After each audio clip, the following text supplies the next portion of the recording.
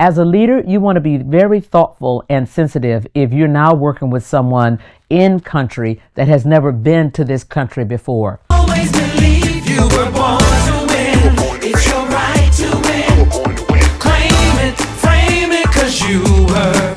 When talent moves across borders, cultural integration is very important to make sure that they can hit the ground running and contribute at their highest level.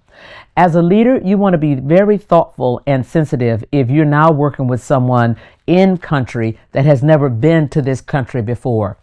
Hopefully, you have engaged your HR partner to do all the what I'll call the easy things first. Like, for example, making sure that they have the right set of realtors so that they can find the kind of housing that they might desire for themselves or their families. Making sure that if they have a family and a working spouse, that they are connected into the right networks to make sure that that spouse gets a kind of employment that's important to them. So I'm assuming that you have already engaged your HR partner to make sure that that part of the integration, the culture integration, is going to go easy. Now it's time for them to be in the office.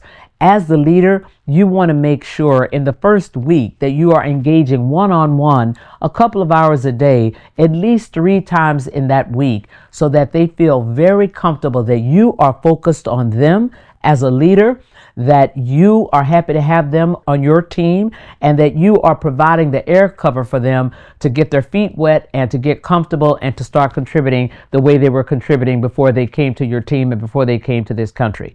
The next thing that you want to do is assign them a buddy.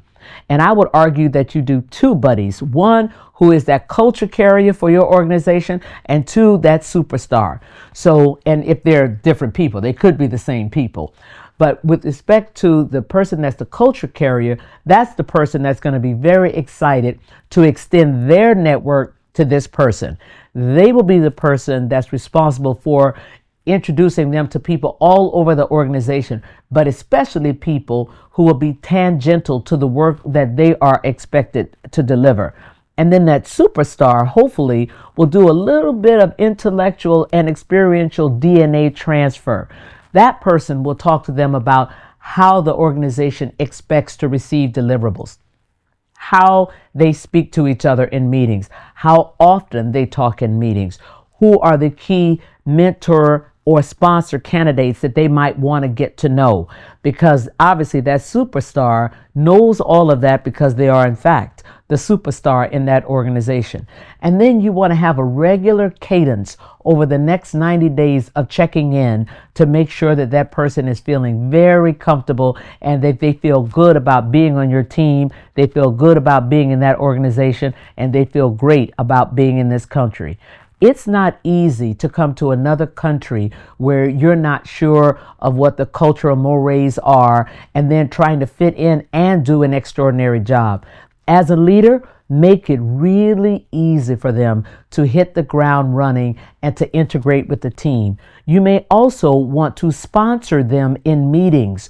So now you say, Rich, why don't you give your perspective? Rich, how did you guys do that when you were in X country? Rich, what do you see here that you've never heard of before? Or what idea might you have listening to this for the very first time? We could benefit from fresh eyes.